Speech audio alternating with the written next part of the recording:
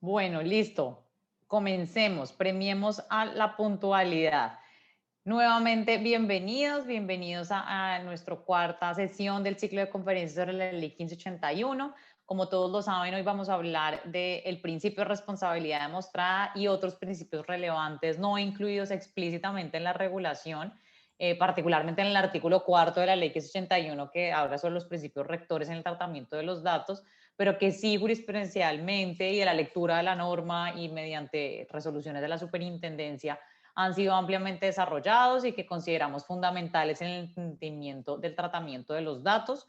Estos son algunos de ellos: el principio de necesidad y minimización en el uso de los datos, principio de temporalidad o caducidad, principio de proporcionalidad o razonabilidad.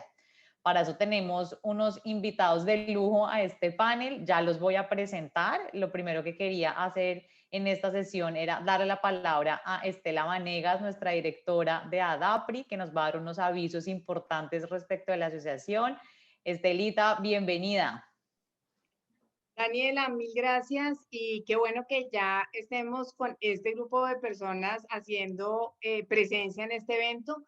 Para nosotros como ADAPRI, como asociación, de verdad que es un motivo de satisfacción muy grande tener hoy los panelistas que tenemos y tener sobre todo las personas que nos están siguiendo desde el año pasado, cuando empezamos ese ciclo de conferencias, que lo que busca realmente es transmitir contenido práctico, contenido que le permita a las entidades, a las empresas y en general a todas las personas entender de una manera mucho más sencilla de qué se trata el cumplimiento de la Ley de Protección de Datos Personales en Colombia y por qué estamos convencidos que si lo hacemos bien, todos ganamos. Ganan las empresas, ganan los ciudadanos, ganan las autoridades. Este es un gana-gana para todos.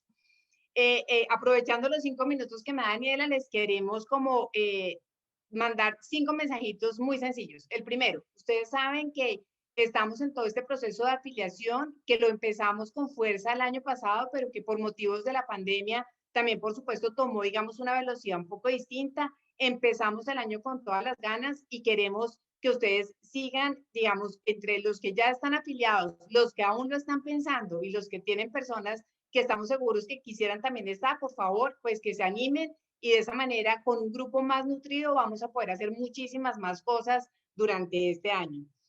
Contarles que en este ciclo de conferencias, nuestra segunda conferencia va a estar relacionada con un tema buenísimo, que es clasificación de los datos.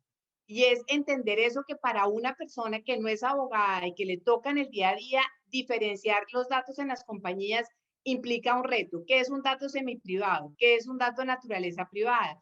¿Qué es un dato de naturaleza sensible? ¿O por qué los datos de menores de edad? Y hoy en un mundo cada vez más conectado, donde los menores de edad están todo el tiempo bajando aplicaciones, ¿cómo podemos obtener el consentimiento de ellos? ¿Cómo debemos tratar los datos de estos menores de edad? Entonces, no se van a perder, esa es nuestra siguiente conferencia. Toda la información sobre lo que hemos hecho y sobre los eventos que vienen, ustedes la pueden obtener en nuestra página web de ADAPRI, que es www.adapri.com. Y también, pues saben que si nos escriben, nosotros estamos siempre muy pendientes de contestarles cualquier inquietud, cualquier tema nuevo que quieran proponer, también bienvenido. Estamos pues para oírlos. Queremos anticiparles algo que lo estamos cocinando, que pronto ya lo vamos a tener listo y es un concurso para estudiantes que quieran desarrollar temas relacionados con privacidad. Y queremos darles la oportunidad de que nos planteen un muy buen tema y nosotros los podamos tener, digamos, a un grupo importante de estudiantes proponiéndonos cosas interesantes y dándoles la oportunidad entre los premios de hacer parte de la asociación y de seguir trabajando de la mano con nosotros. Entonces, próximamente les vamos a estar anunciando de qué se trata este concurso. Creo que sin más, Dani, ya te dejo todo el evento para que tú lo dirijas y pues una bienvenida muy especial a tanto a José Miguel como a María Alejandra. De verdad que es un honor tenerlos y una gran satisfacción tenerlos acá. Dale, Dani. Gracias, Estelita. Bueno, ella me robó las palabras. Sí, para mí también es un honor compartir este espacio con ustedes. Creo que ninguno de los dos merece presentación así porque son ampliamente conocidos en este mundo de la privacidad, pero me voy a tomar el tiempo de mencionar el breve perfil de cada uno. José Miguel, abogado egresado de la Universidad del Rosario con una maestría en Derecho de la Universidad de Harvard y estudios de Economía y Derecho del London School of Economics y el Instituto Ortega y Gasset de España. Trabajó en Londres en el corredor de reaseguros Willis y se ha desempeñado como director legal de varias entidades financieras en el país. Ha ejercido varios años la profesión en los campos del derecho económico y litigio comercial. Entre los años 2010 a 2012 fungió como superintendente de Industria y Comercio, actualmente es socio de la firma de abogados Garrigues y director de las áreas de la competencia y derecho público en la oficina de Bogotá. Fue conjuez de la Corte Constitucional, actualmente es miembro activo de la lista A de árbitros de la Cámara de Arbitraje y Conciliación de la Cámara de Comercio de Bogotá. Y es autor de varios libros de áreas de la justicia y protección de datos, columnista regular en periódicos especializados. José Miguel de la Calle, muchísimas gracias por acompañarnos en este ciclo de conferencias. Daniela, mil gracias. Un saludo a ti, a Estela, a María Alejandra. Me complace mucho poder estar, a Juan David también.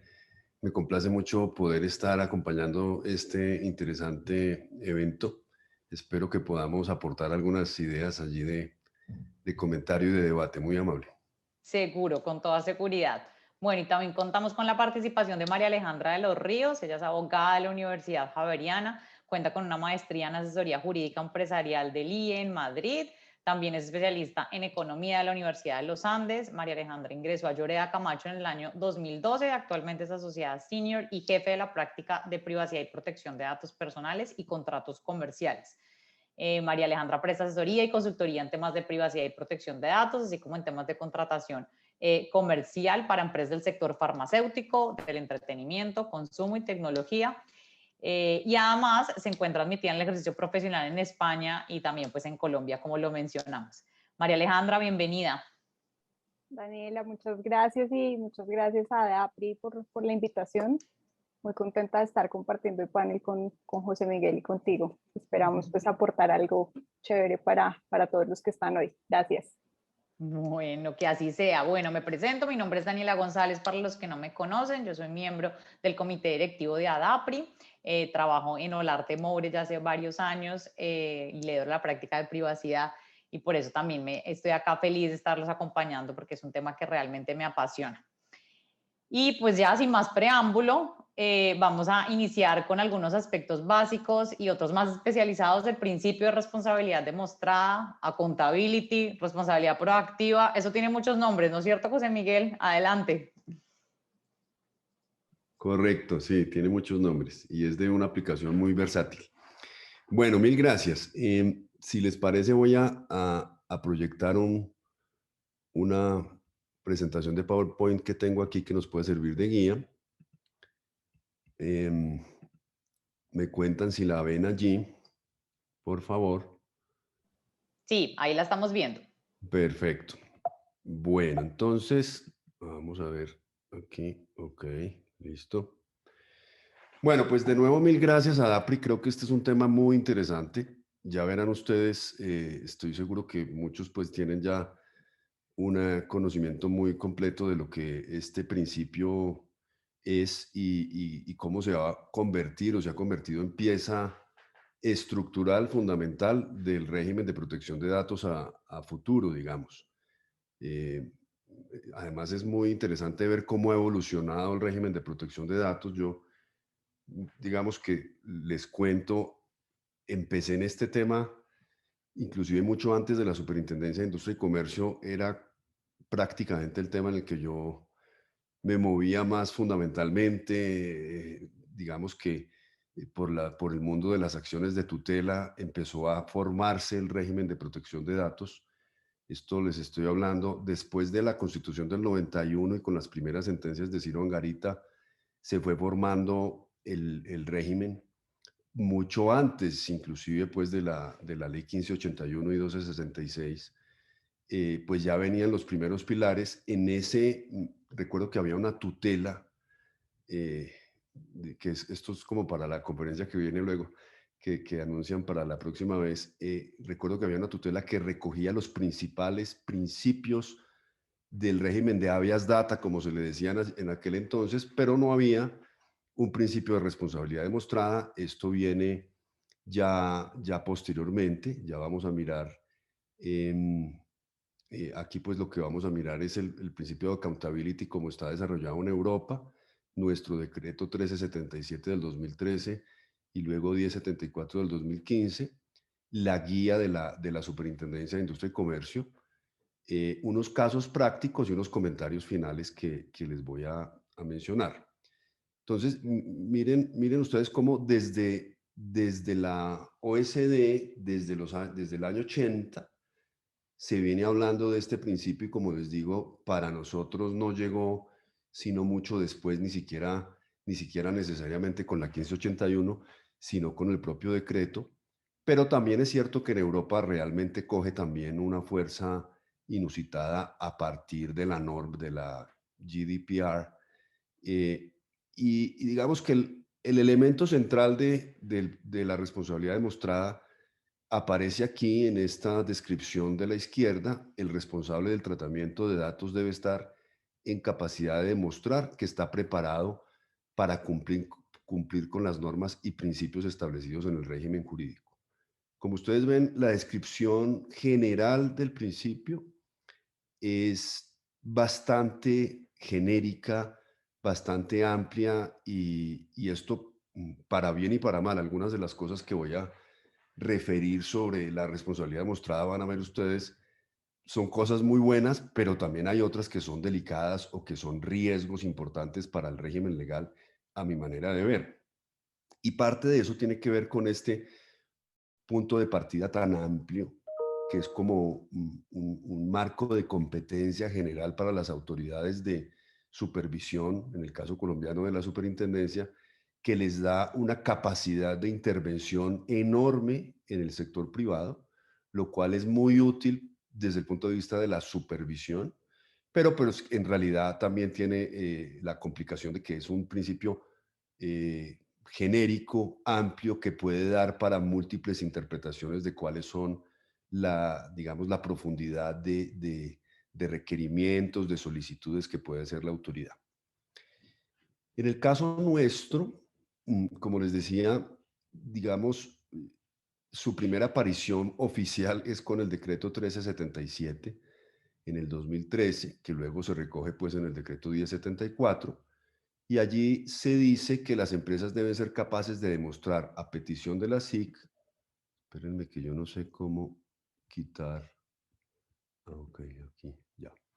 A petición de la SIC, medidas apropiadas y eficaces bajo los criterios de naturaleza y tamaño de la organización, naturaleza de los datos, tipo de tratamiento y los riesgos. Entonces aquí ya vamos viendo que de lo que se trata el principio de responsabilidad demostrada es, a la manera en que yo lo veo, es principalmente un traslado de la carga de la prueba. Y digamos que ahí podría haber un primer elemento de pronto de riesgo que tomó el reglamentador, para no decir el legislador, porque esta norma infortunadamente no tiene carácter legal, que ha debido tenerlo, a mi manera de ver. Digamos que uno de los defectos que tiene el principio de responsabilidad demostrada en nuestro país es que no tiene sustento legal, y además no solo sustento legal, sino sustento en una ley estatutaria como habría sido deseable. Digamos que algunos podrían ver en ello alguna faceta de inconstitucionalidad. Eso daría como para otra charla. Pero en todo caso, lo cierto es que nace con el reglamentador, y este reglamentador de la ley lo que dice es: usted tiene, trasladándole la prueba, el deber de demostrar que su organización está preparada para cumplir las normas de protección de datos, y que no solo está preparada, sino que ese tipo de preparación que usted tiene es apropiada y eficaz. Y para evaluar, o el punto de referencia de qué tan eficaz es su sistema de protección de datos, pues vamos a mirarlo en función de la naturaleza de su organización. No es lo mismo una empresa que recoge datos de la salud a otra que recoge datos comerciales, por ejemplo. No es lo mismo una empresa que recoge datos del sector financiero a otra que hace algún tipo de recogida de datos de otra naturaleza. Tampoco es lo mismo si es una entidad pública o privada, etcétera. Digamos que ese es el primer ítem. También es importante la naturaleza de los datos. Bueno, ahí lo acabo de decir. También es importante el tamaño de la organización, porque no es lo mismo, por supuesto, el sistema de protección de datos que una empresa, digamos, de gran tamaño y que está conectada ampliamente con los particulares, con la ciudadanía a través de múltiples bases de datos, que una pequeña empresa. Por supuesto, el nivel de preparación y de sofisticación de sus sistemas no tiene por qué ser igual.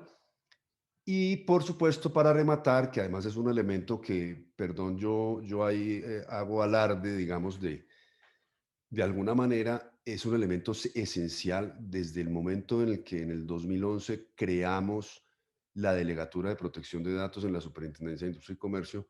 Siempre vi yo, y perdón que hable en primera persona, pero digamos que en eso fui muy, no sé, muy insistente, la necesidad de que la supervisión de la SIC en estas materias debe basarse en un análisis de riesgos, porque como es tan transversal a todas las empresas de Colombia, no tiene sentido. Y yo creo que, digamos, la historia no tan dulce de cómo ha sido el registro de bases de datos del Registro Nacional de Protección de Datos demuestra ello. Yo creo que antes que emprender tareas gigantescas de supervisión, es importante clasificar todas las empresas colombianas en función de los riesgos que potencialmente pueden derivarse de su manera digamos, de manejar la información. Ok, aquí no me pasó. Bueno, aquí estamos. El decreto también trae, entre otras varias cosas, pero para concentrarnos pues muy esquemáticamente, dos cuestiones que me parecen esenciales. Uno, el tema de las políticas internas efectivas. Las medidas deben ser consistentes con las instrucciones de la SIC y deben garantizar la existencia de una estructura administrativa proporcional, la adopción de mecanismos internos para poner en práctica las políticas, incluyendo herramientas de educación y entrenamiento. La verificación por parte de la SIC de la existencia de esas medidas será tenida en cuenta al momento de imponer sanciones. Entonces, fíjense que muy al ladito del principio de responsabilidad demostrada, surge el concepto de políticas internas efectivas. Esto le da un poco más de raíz, le da un poco más de textura, le da un poco más de contexto y digamos que ayuda a disminuir digamos, la incertidumbre o la demasiada amplitud que tiene el principio en su origen. Y como lo pueden ver, pues de este criterio de políticas internas efectivas se desprende pues la necesidad de tener una estructura administrativa, de unos mecanismos y la posibilidad, digamos, además de una política de capacitación o entrenamiento, y la posibilidad de tener esto como base para una sanción, que realmente al final de cuentas es lo más importante, pues porque son los dientes del principio de responsabilidad demostrada. Y luego el artículo 23, bueno, creo que además es antes, creo que el de políticas internas efectivas es el 24, surge la norma que, si bien no se llama oficial de protección de datos, digamos tal cual ya lo está denominando el régimen europeo, luego la guía de la SIC, vamos a ver ahora, toma como fundamento este artículo 23 para construir la idea de que las empresas colombianas deben contar con un oficial de protección de datos. Realmente el artículo 23 no dice tanto como eso. Lo que dice es esto que está allí, y es que todo responsable y encargado debe designar a una persona o área que asuma la función de protección de datos, pero fíjense que parece muy orientado solo a dar trámite a las solicitudes de los titulares para el ejercicio de sus derechos. Luego viene la guía que, como norma secundaria, que no es de fundamento de obligatoriedad como si este decreto, le atribuye a esta persona o a esta área una cantidad de funciones y ya le da el rótulo de oficial de protección de datos, lo cual también podría ser un poco arriesgado, digamos, desde el punto de vista de técnica legislativa o regulatoria. Entonces pasemos a la guía. Me parece que la guía, pues digamos que es realmente una guía muy buena, muy importante, muy profunda, pero también muy arriesgada. Es un poco el tono de lo que les estoy comentando aquí. ¿En qué sentido arriesgada? Pues crea una cantidad muy importante de cargas, responsabilidades, criterios, reglas que son dirigidas todas al sector privado, lo cual nos ubica un poco en ese panorama de hasta dónde la intervención del Estado en la economía tiene, digamos, su balance, porque esta es una actividad puramente privada que viene por medio de esta guía altamente incidida desde las entidades públicas con una intención muy loable, con la intención de que se protejan los datos de los titulares, pero con algunos riesgos que se toman sobre la potestad que tiene el Estado a través de un decreto y luego de una guía de incidir de manera tan importante en el sector privado. Y pues claro, se me dirá que esta es una guía que no es obligatoria, pero hay dos cosas allí. Uno, el lenguaje de la guía no siempre es tan claro de su no obligatoriedad. Y segundo, veremos en los casos que vamos a analizar más adelante que la vía se torna obligatoria por vía indirecta. ¿Y cuál es la vía indirecta? Bajo el uso de las facultades que tiene la superintendencia de dictar instrucciones a los particulares. Esa ha sido una manera como la SIC ha terminado convirtiendo esta guía en un mecanismo obligatorio. Elementos esenciales de la guía. Dicen en palabras de la propia SIC, sirve para demostrar que un incidente corresponde a una situación aislada. Ese es un punto muy importante de la responsabilidad demostrada, porque uno de los problemas que tiene la responsabilidad demostrada es que, como digo yo, es un principio que a veces se muerde la cola. ¿Y a qué me refiero con eso?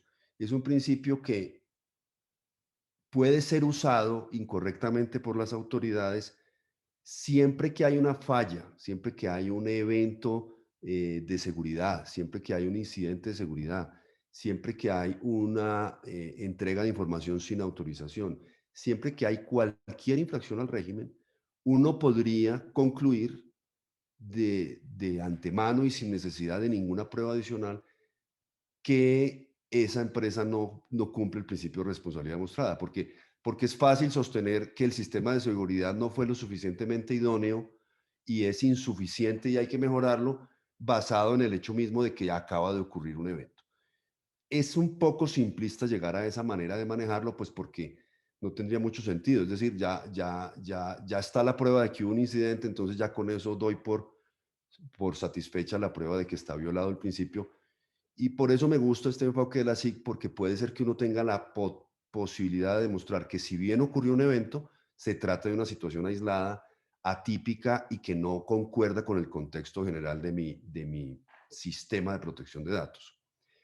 Se enfoca en entidades subestándar, esa expresión la usa la guía, me parece un poco curiosa la expresión, pero es entendible, pues ellos asumen que el estándar es el que cumple literalmente todas las normas y principios, va dirigida a proteger el riesgo sistémico, que tiene gran potencial de afectación sistémica, y empieza a surgir la expresión de políticas internas efectivas que no deben limitarse a reproducir textos legales ni servir de meras declaraciones de principios, y empieza a surgir también esta expresión, este título del Plan Integral de Gestión de Datos, que es algo que se deriva de la guía como parte fundamental de los deberes o de las cargas que a ellos corresponde, sin dejar muy claro la guía, eso sí, qué tipo de tamaño, qué tipo de nivel de incidencia o qué tipo de nivel de riesgos tengo yo que tener, a diferencia de lo que pasa en la GDPR, donde sí hay un estándar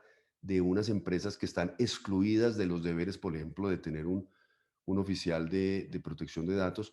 Aquí en la guía y en el decreto no parece haber un umbral a partir del cual uno está obligado a todas estas cosas, y da la idea, da la sensación que todos tendríamos que tener un plan integral de gestión de datos, así yo me trate de una pyme o no. Bueno, esto lo dejo para comentarios y para discusión. A lo mejor yo estoy equivocado, pero mi impresión es que no hay un umbral y parecería estar obligado todo el mundo, que responda a ciclos de gestión de datos y que genere resultados medibles que permitan probar el grado de diligencia especial.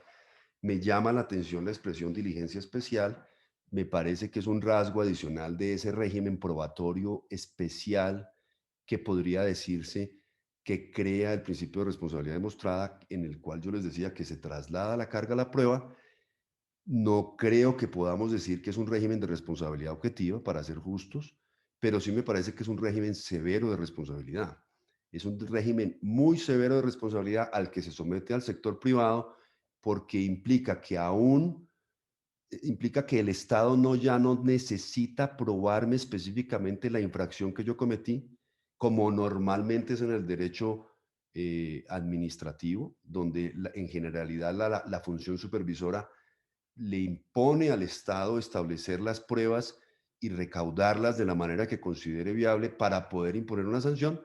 Aquí el régimen es más severo, donde igual se puede llegar a imponer una sanción aún sin una prueba específica de un incidente de seguridad o de una violación del régimen del consentimiento o cualquier otra cosa, simplemente por el hecho de que yo, a mi leal saber y entender, juzgo que su sistema de seguridad o su sistema de responder quejas y reclamos o cualquier cosa no es lo suficientemente apto para su nivel de riesgo, para su nivel de exposición o para la naturaleza de sus datos. Voy a andar un poquito más rápido porque creo que ya me he comido como buena parte del tiempo. Entonces,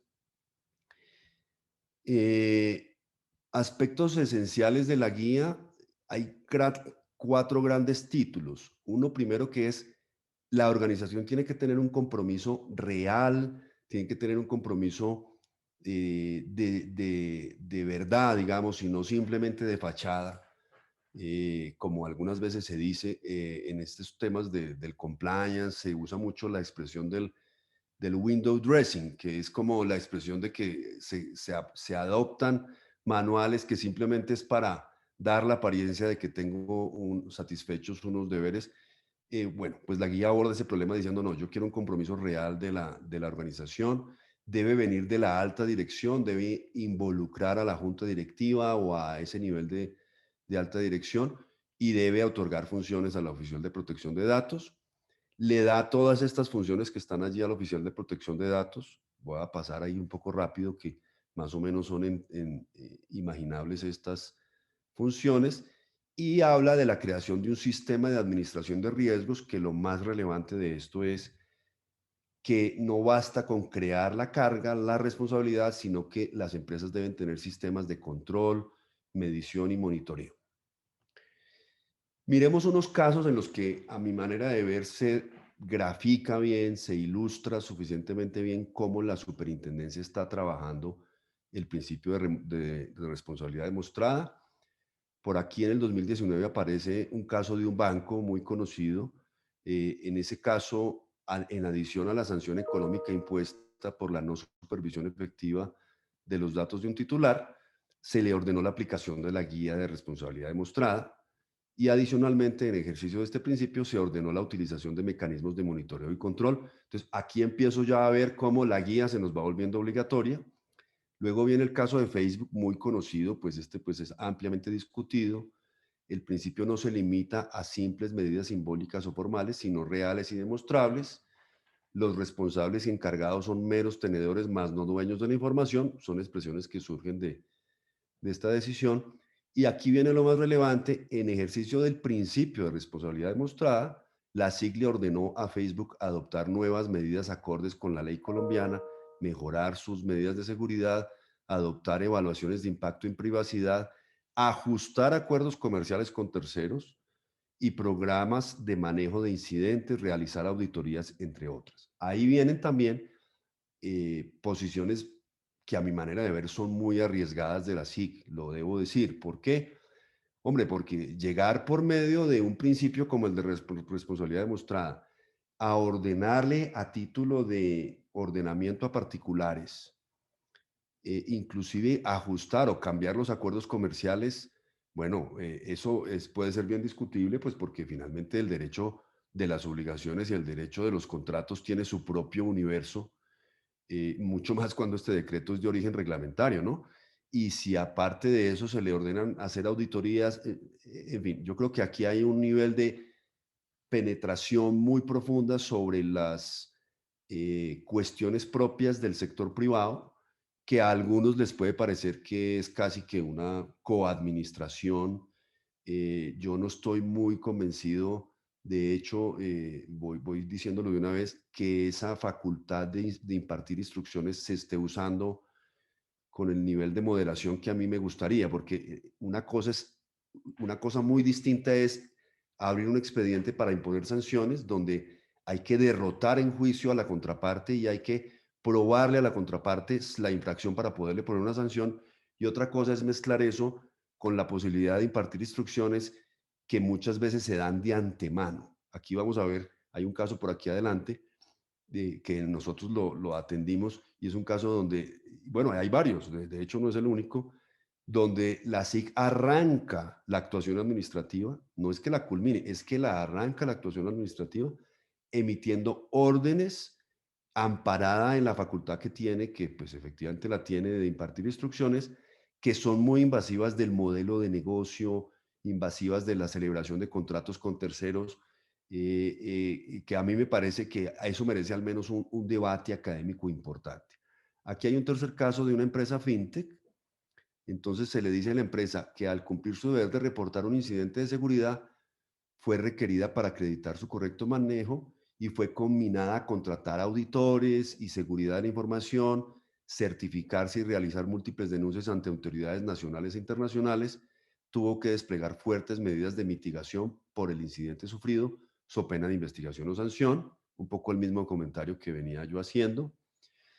Aquí la empresa de delivery que mencionaba yo ahora, fíjese que esto también tiene su cuestión, que es por vía de la palabra exhortar, termina, pues las empresas, digamos, cuando uno lo exhorta, la SIC no creo que tenga mucha capacidad de discernir sobre si lo cumple o no, y se usa esa expresión para decirle a la compañía, usted necesita adoptar medidas efectivas, y la única expresión, casi que me hubiera gustado traerles aquí el resuelve de esa decisión, pero no puedo.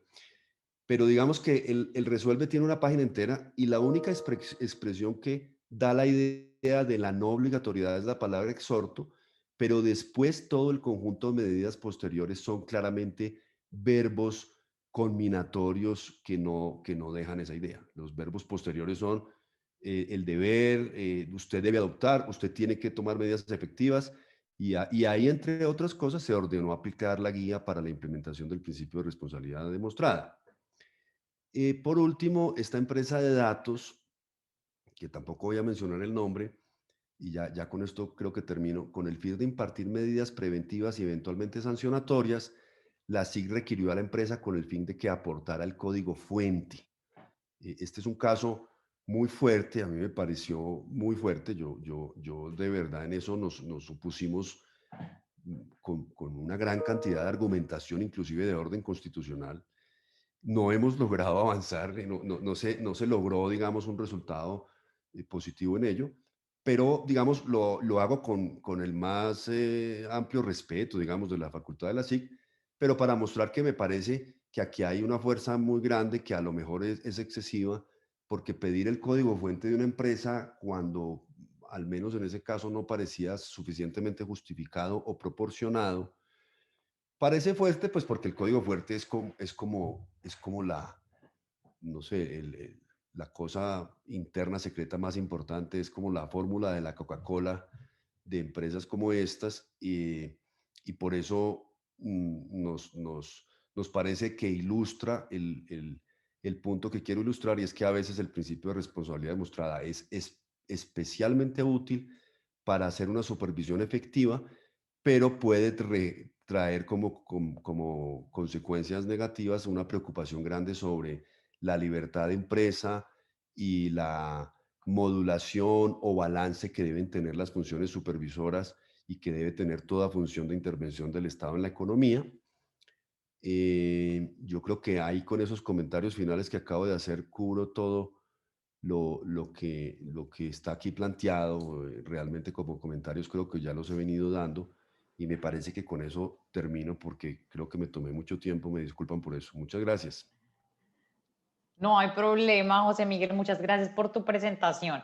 Yo no le quiero quitar tiempo a María Alejandra, pero sí quiero hacerte dos preguntas para que en un minuto nos las respondas, que están, digamos que en el marco de lo que tú nos cuentas. Una primera es asociada al tema del oficial de protección de datos que tú mencionaste cuando comenzaste la presentación. Yo quiero saber, en tu opinión, en la opinión de José Miguel, ¿qué tan importante es incorporar el rol del oficial de protección de datos o una persona que cumpla con esa función en el marco de la implementación del principio de responsabilidad demostrada? ¿Esto es necesario, fundamental, accesorio, útil?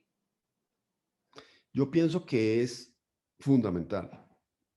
Queda la duda de si todas las empresas del país tienen que hacerlo, pero me parece que todo el que realmente tenga la vocación de intentar cumplir razonablemente todo el régimen de protección de datos debe empezar por ahí.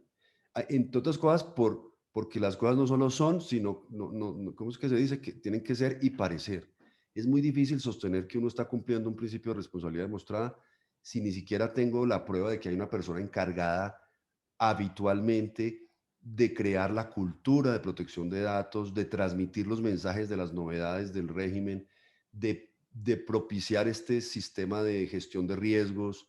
Es fundamental. A mí me parece que, bueno, y no solo por mostrar, no quiero quedarme en ello, sino porque de verdad, si no hay una persona encargada habitualmente dentro de la organización, de todo este marco de comportamientos, porque realmente el régimen de protección de datos lo que hace es crear unos nuevos hábitos de comportamiento pro titular en defensa de los derechos del titular al interior de una empresa.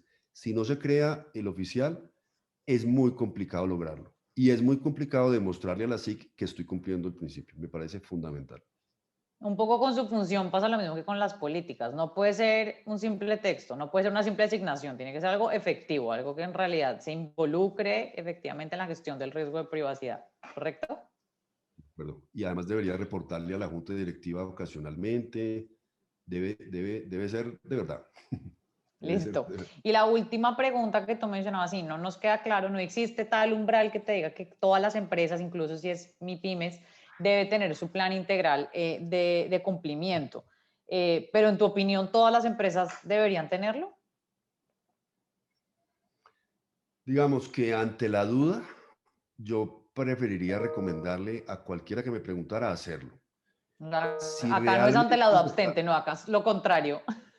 todo lo contrario, si ante la duda yo lo haría, entre tanto salga, porque tarde o temprano va a salir, digamos, una doctrina, un caso que nos va a ilustrar sobre esto. O sea, la SIC tarde o temprano va a terminar diciéndonos, yo creo que las pymes no, o yo creo que las de tal naturaleza no, o puede que nos diga lo contrario. Pero entre tanto, yo le diría a cualquiera que consultara del tema, hombre, hágalo, porque además probablemente, salvo que el empresario me demuestre lo contrario, probablemente no sea una cosa muy costosa ni muy compleja. Es gastar unas horas, es hacer el trabajo. Y claro, tendrá algún costo interno, pero yo lo haría en todos los casos. Listo, pues José Miguel, muchísimas gracias por tu presentación.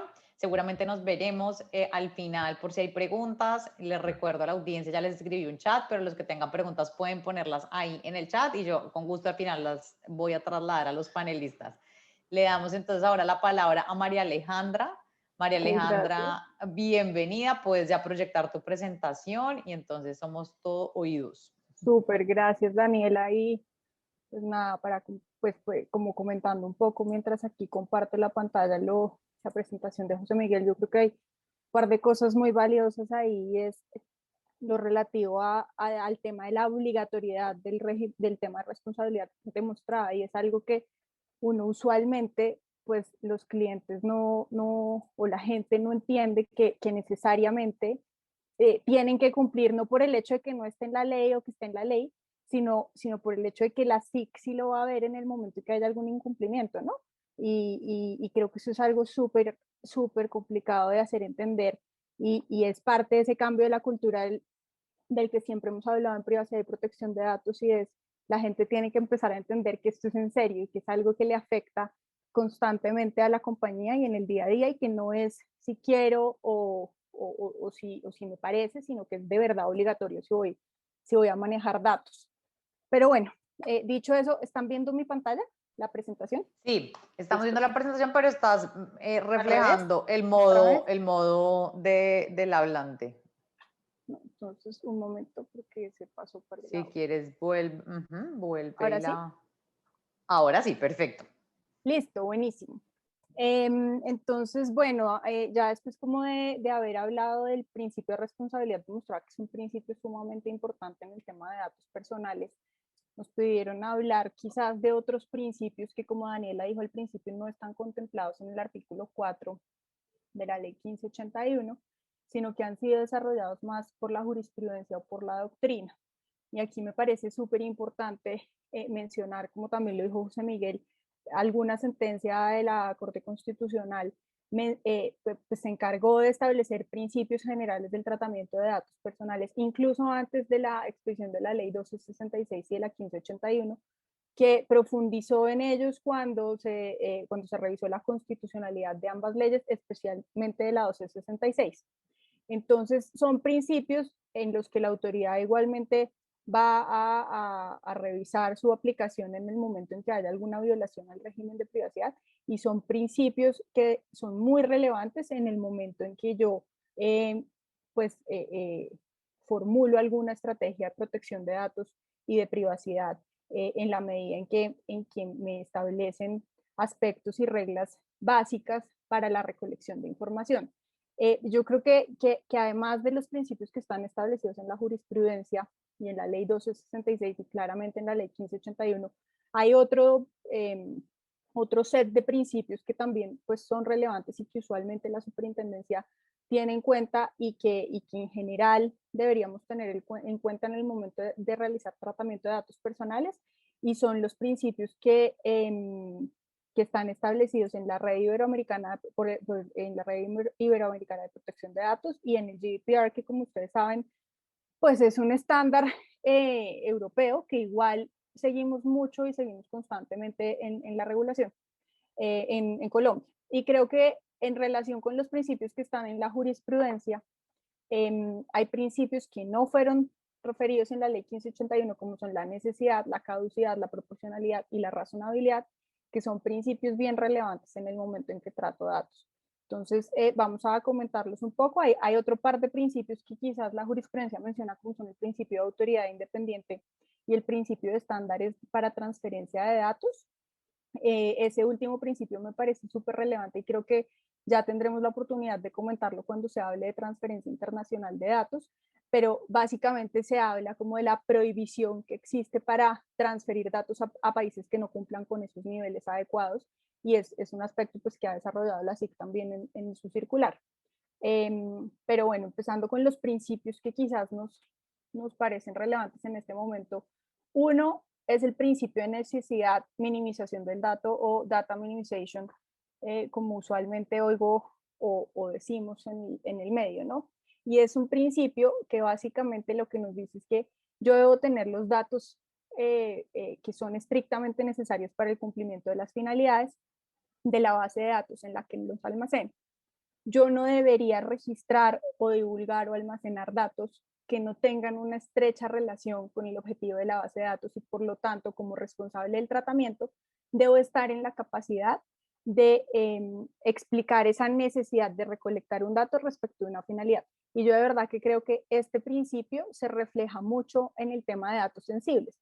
En el tema de datos sensibles, que creo que es la siguiente conferencia que vamos a tener, se establece que es necesario poder relacionar la necesidad de recolección de un dato sensible específico respecto de la finalidad con la que lo voy a usar. De hecho, el consentimiento de datos sensibles debe establecer eso, ¿no? Debe poderme decir, yo necesito, no sé, su historia clínica, porque con su historia clínica voy a hacer A, B, C, D, E y F.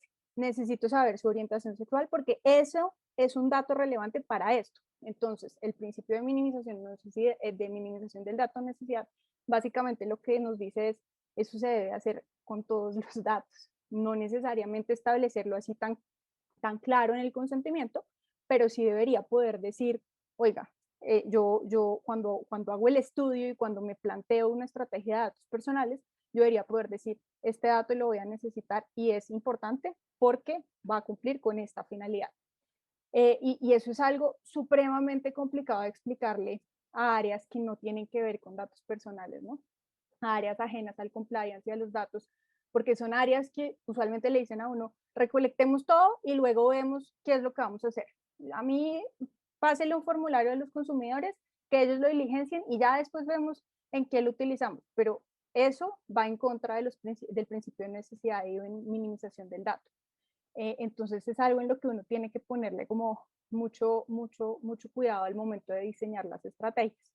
Este principio se relaciona claramente mucho con el principio de utilidad, que en su definición a mí me parece que es un principio, otro de los principios jurisprudenciales, pero que además es un principio que yo sentía que era como lo mismo que la necesidad, pero en realidad la utilidad está más relacionada con el fin último y el objetivo último del que administra la base de datos. Entonces, por ejemplo, un banco podría tener información de mi cumpleaños, pero en realidad el fin último del banco no es dedicarse a celebrar cumpleaños. Sin embargo, sí necesita saber ese dato para efectos de verificar mi capacidad de contratar. No sé, por ejemplo. Y también claramente se relaciona con el principio de finalidad, que cuando la Corte Constitucional lo analizó en la sentencia de constitucionalidad de la 1581, definió que este principio de finalidad establecido en la 1581 tiene como dos ámbitos, un ámbito material y un ámbito temporal, en donde ese ámbito material es precisamente la necesidad y es que el tratamiento deba obedecer a una finalidad legítima de acuerdo con la Constitución, con la ley, y que además se lo informe al titular en cumplimiento pues, de los principios de legalidad, ¿no? Entonces, eso es relevante, ese principio. Ahora, ¿qué aspectos prácticos y qué debería uno tener en cuenta como para verificar si está cumpliendo con el principio, para tratar de asegurarse de incumplir lo menos posible el principio, si en últimas lo va a incumplir? Y es, uno, pues revisar si los datos que se recolectan se necesitan para los propósitos específicos, así como verificar si los datos que obtengo son suficientes para cumplir con esos propósitos. ¿Y eso en qué momento lo hago? Pues cuando diseño mi estrategia y cuando realizo un estudio de impacto de privacidad al diseñar la estrategia, que esos estudios de impacto de privacidad uno usualmente los realiza en el momento uno y en cumplimiento de ese principio de responsabilidad demostrada, ¿no? Es un elemento que me va a ayudar a cumplir con el principio de responsabilidad demostrada. Entonces, si yo en el estudio de impacto de privacidad verifico, bueno, ¿cuál es la finalidad para la que vamos a recolectar la información? X, listo. ¿Qué datos quieres recolectar para esta información? A, B, C, D, F, G. Bueno, ¿cómo se relaciona cada uno de esos datos? Si ese ejercicio se hace, pues me va a permitir tratar de violar menos el principio o no violarlo. Y un tema relevante es la verificación periódica y constante del cumplimiento del principio, ¿no? Porque hoy el dato que yo recolecto puede ser muy adecuado para la finalidad para la cual lo recolecto, pero en 2 años, cuando la base de datos siga vigente y el dato igual siga debiendo estar en la base de datos, quizás es un dato que se queda corto, que no es exacto, que ya no es real, y entonces empiezo a cumplir con varios otros principios que sí están establecidos en la 1581, como el principio de calidad o de veracidad de la información. Entonces, como ven, todos los principios se interconectan, ¿no? ¿Qué ejemplos o qué casos hay de estos? El tema del principio de necesidad y de minimización del dato se ve mucho en casos de sistemas de videovigilancia, en donde yo establezco un sistema de videovigilancia y quizás lo establezco y lo anuncio para dentro de mis instalaciones, pero por alguna razón tengo una cámara filmando fuera de las instalaciones del espacio público que en realidad no me hace falta filmarlo y que no es necesario para cumplir la finalidad de revisar el personal interno de la compañía. Hay varios casos de esos en la Unión Europea y en España, especialmente en temas de videovigilancia, que creo que la autoridad española es como súper proteccionista de estos temas, pero en el caso de Colombia un caso reciente es la resolución 43761, en donde se analiza el caso de una municipalidad en la que el municipio decidió implementar un mecanismo de reconocimiento a través de huella dactilar para el ingreso de su personal al, a su trabajo, para verificar el cumplimiento de las obligaciones laborales. Entonces, en relación con el principio de necesidad, lo que la superintendencia dijo es, yo no tengo ningún problema con que usted recolecte ese dato, pero demuéstreme que en efecto ese dato es el único y el más necesario para cumplir con la finalidad última que usted tiene, que es precisamente verificar el ingreso del personal. Puede que haya métodos menos invasivos que el recolectar una huella dactilar. Entonces, pues eso como para que lo tengamos en cuenta. Ahora, el principio de caducidad, temporalidad, caducidad más como desde el lado de la ley 1266, que así es como lo define la ley y se refiere más a la caducidad del dato negativo, y precisamente es un principio que se desarrolló como consecuencia de esa ley, pensando en que los datos negativos de los usuarios no debían permanecer por más de X tiempo. Ahora, desde el punto de vista de privacidad y protección de datos personales generales, no solo datos financieros, pues el principio se traduce en que está prohibida la conservación indefinida de información una vez ha dejado de existir esa finalidad para la cual lo recolecté. Y eso también es algo muy difícil de explicar, porque es que usualmente las personas no entienden por qué tienen que dejar de almacenar un dato, ¿no? Pero si yo lo recolecté y ya la persona me autorizó, pues ya lo tengo, no importa, ya guardémoslo por si acaso más tarde lo necesito. O por qué no almacenamos la información de clientes a los que ya les facturé y con los que ya mi relación dejó de existir, porque puede ser que en 15 años o en 3 años yo desarrolle un producto que les interese. Si la autorización del cliente o de la persona no necesariamente permitía ese uso, pues no lo debería guardar, porque es que no tengo permiso para eso. Y eso es súper complicado de entender y súper complicado de explicar.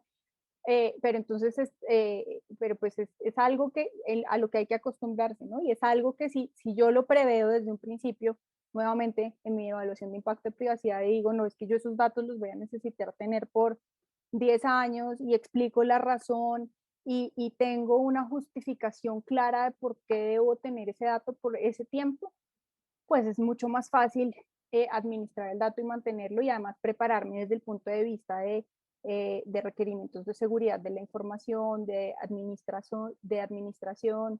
archivística, etcétera, etcétera. Ahora, ¿qué debo tener en cuenta? Entonces, pues obviamente nuevamente tener clara la información que se tiene y la necesidad de esa información, para qué la necesito, por cuánto tiempo la necesito, todo que esté interconectado.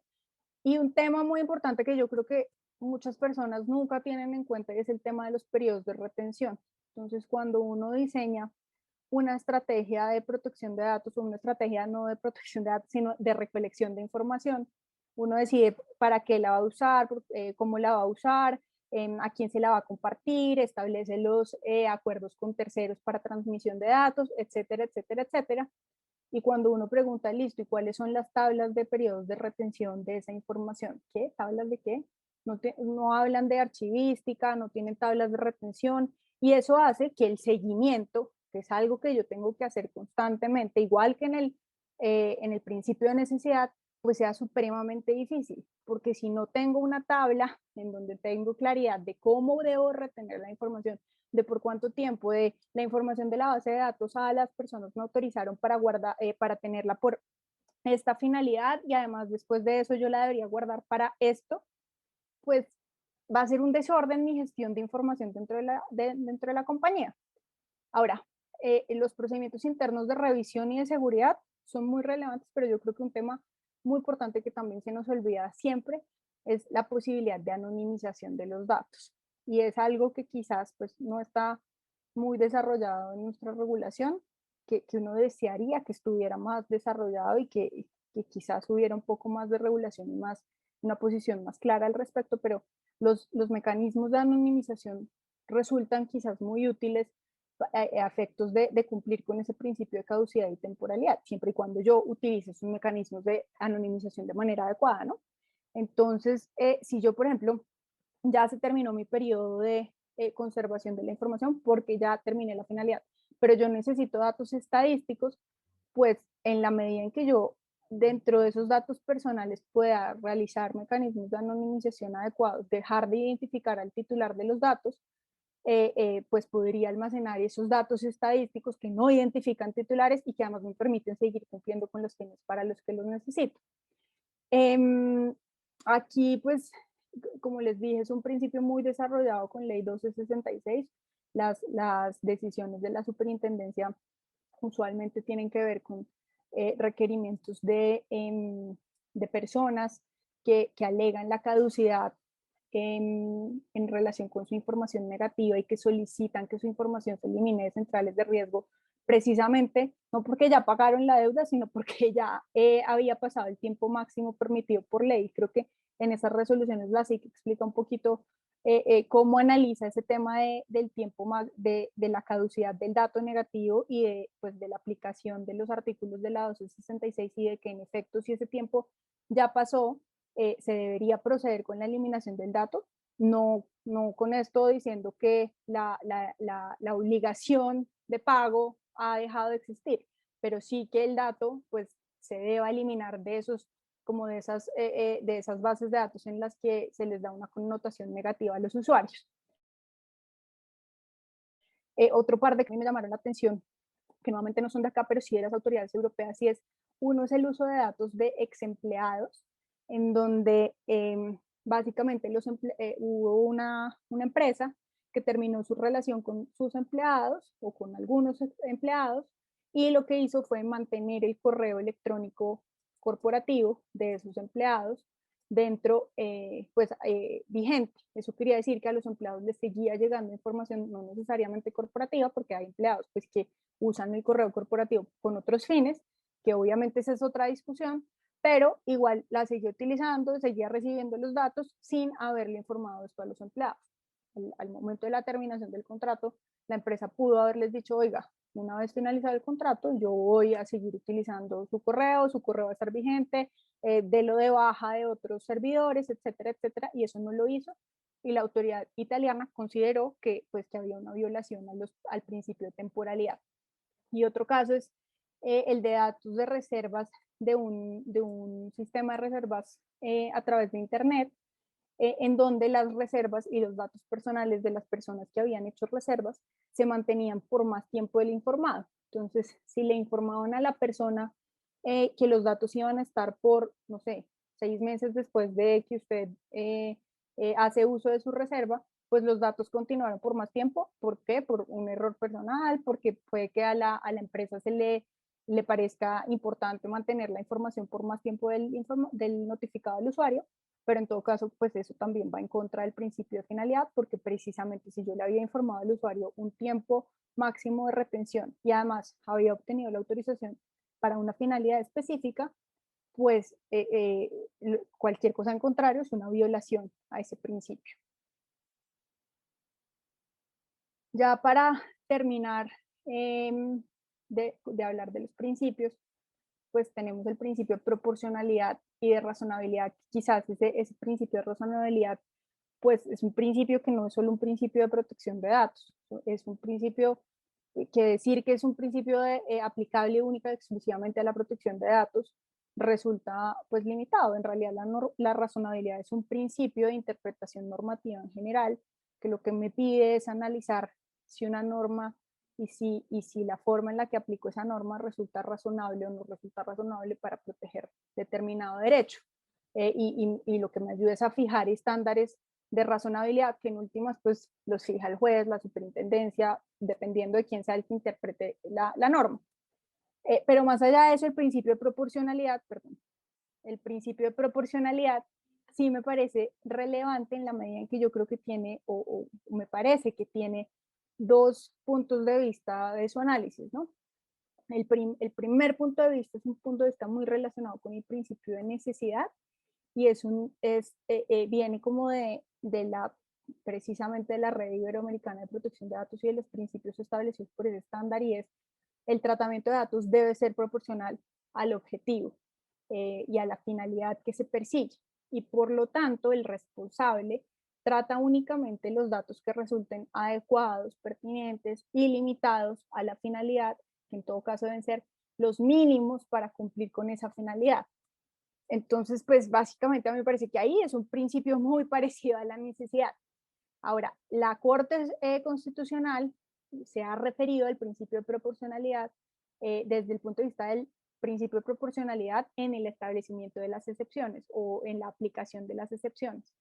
Y en este caso lo que dice es que cuando yo voy a aplicar excepciones a la aplicación de la ley, yo debería justificar esa aplicación en términos de proporcionalidad y responder en todo caso a los estándares internacionales. Es decir, que no por el hecho de que yo esté exceptuado de aplicar la ley, yo puedo manejar datos sin cumplir con la regulación y de la forma en la que a mí me parezca. Y yo creo que ese principio tal vez fue desarrollado no solo en esa resolución que les menciono, sino en una sentencia reciente de la Corte Suprema de Justicia en relación con temas de scrapping, en donde básicamente lo que analizaba era, mire, no importa que haya datos públicos y que los datos públicos estén en redes sociales de Twitter, para que usted entienda que los puede recolectar y puede meterlos en una bolsa y hacer un análisis de los datos, porque es que están en redes sociales. No porque en ese caso lo que pasaba era que se tomaron datos de redes sociales, especialmente posiciones políticas, en donde posteriormente, después de hacer esa analítica de datos y de meterlos en una bolsa y revisar todos y demás, lo que hacían era identificar quién era más propenso a apoyar al gobierno o a no apoyarlo. Entonces, pues ciertamente sí estaban definiendo y tratando datos sensibles sin autorización del titular, y eso no necesariamente implica pues que porque están públicos los pueda usar sin autorización. Entonces, ahí a mí me parece que sí hay una clara aplicación del principio de proporcionalidad. Y ya para terminar, algunas recomendaciones en cuanto al tema de principios y de poder cumplir con esos principios. Creo que ya lo he dicho, y es la implementación de estudios de impacto de privacidad o PIAs es muy relevante, no solo para cumplir con el tema de accountability y responsabilidad demostrada, sino para garantizar desde un principio que yo estoy cumpliendo con los principios y que en mis estrategias de privacidad he considerado esos principios constantemente, ¿no? Entonces, necesitamos el dato. ¿Para qué finalidad? ¿Hay un dato sensible? ¿Cuál es la finalidad? ¿Por cuánto tiempo lo voy a guardar? ¿Aplica la excepción? Bueno, veamos cómo aplica la excepción. Los datos son claros, son exactos, son de fuentes verídicas, ¿sí? Todo eso para garantizar pues un mayor cumplimiento. Y el tema de aplicación de la privacidad por diseño y por defecto, que es algo que también viene en las guías de accountability, pues nos va a apoyar mucho en el tema de aplicar efectivamente esos principios. Ese apartado es también de los estándares de la Red Iberoamericana, y básicamente lo que nos dice es que yo desde el diseño de mis estrategias de privacidad debo aplicar medios y medidas preventivas que me permitan poder llegar a cumplir efectivamente con esos principios, con derechos y entender mis obligaciones. Entonces, pues si lo hago adecuadamente, creo que voy a estar en una mejor posición y voy a estar un paso más adelante cuando la SIC me investigue. Creo que eso era todo. Muchas gracias. No sé si haya preguntas, comentarios. Hay acá un par de preguntas, María Alejandra. Muchísimas gracias por tu presentación tan completa. Ya se nos acabó el tiempo, pero yo sí creo que hay un par de preguntas bien interesantes para resolver. Hay una que yo creo que va dirigida más hacia José Miguel. Si nos puedes entonces colaborar con esta. Y Ángela Uñate nos pregunta que teniendo en cuenta que el decreto no es muy claro en la estructura administrativa y proporcional para las empresas que deben implementar entonces estos sistemas integrales de protección, ella pregunta es, ¿cómo puedo venderle yo a la junta directiva la necesidad de conformar un área que se dedique a esto y determinar la cantidad de personas que deben hacer parte de esto?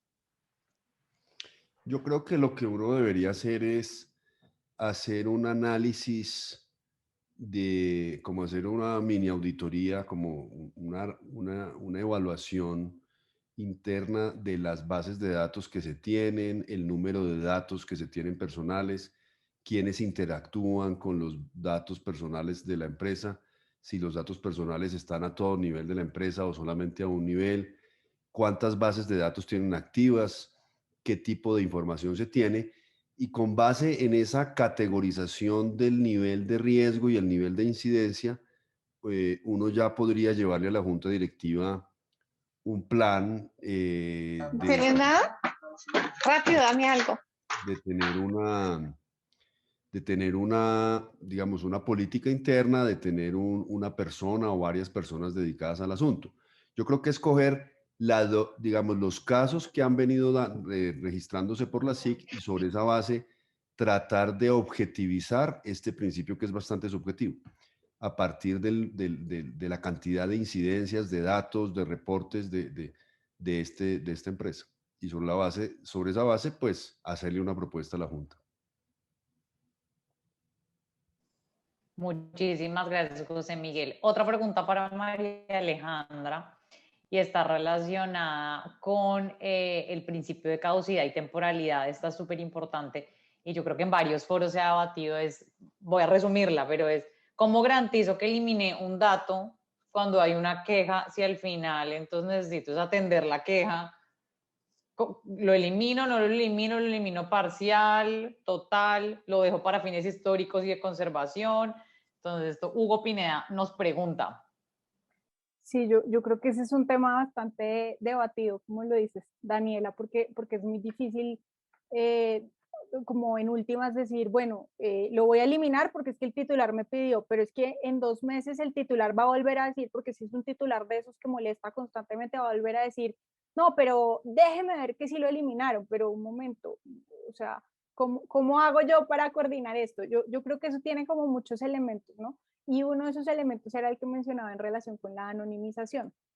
Y yo creo que hay muchos elementos de anonimización que le permiten a uno, pues, no anonimizar el dato y no olvidarlo para siempre, sino que anonimizarlo desde el punto de vista de lo voy a tener anonimizado solamente para los efectos y voy a dejar la posibilidad de desanonimizarlo para los efectos posteriores en los que el cliente en efecto me lo pida, pero en la base de datos está anonimizado.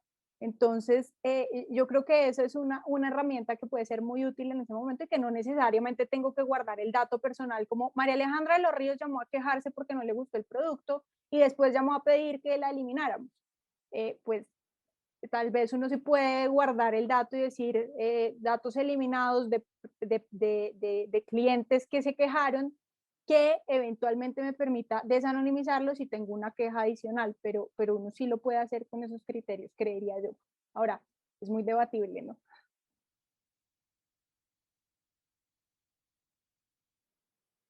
Estás en mute, Daniel. Sí, ya.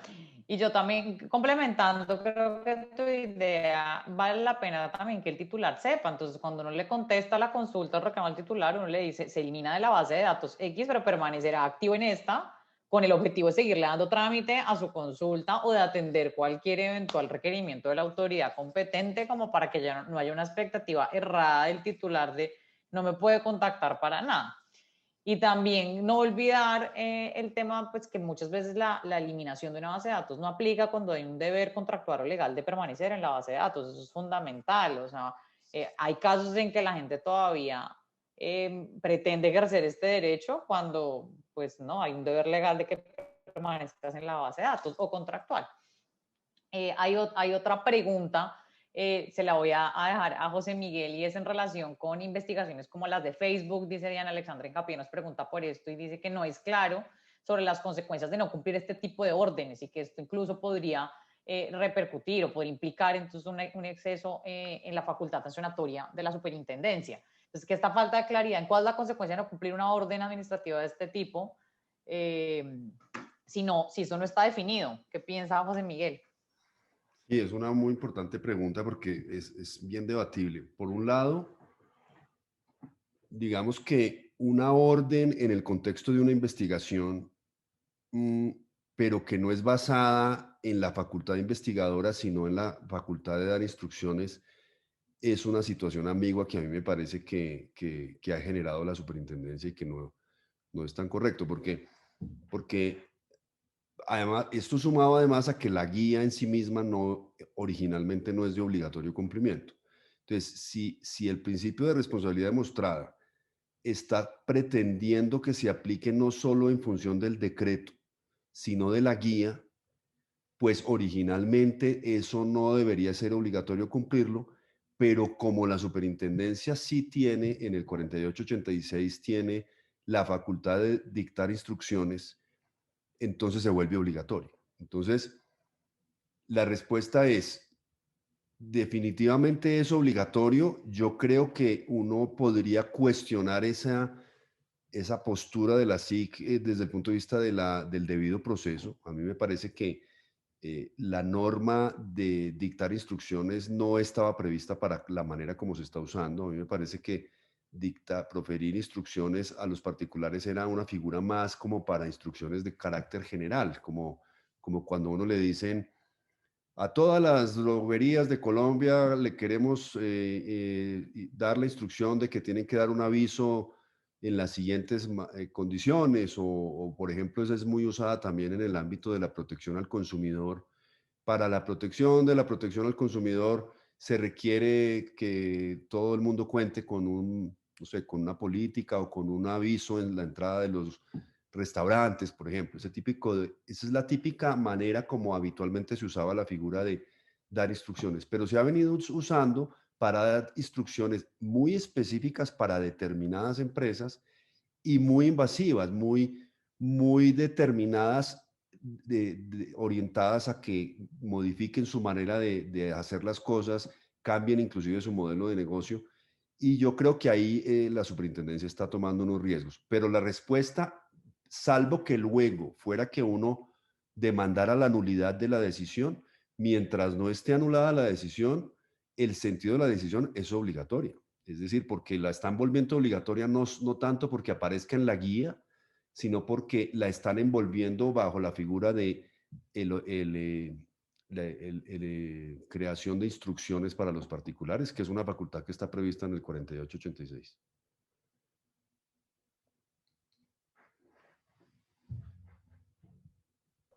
Y para finalizar, porque ya ahora sí nos pasamos 15 minuticos, nos pregunta, creo que es Juan Carlos González, sobre más información sobre las evaluaciones de impacto en privacidad.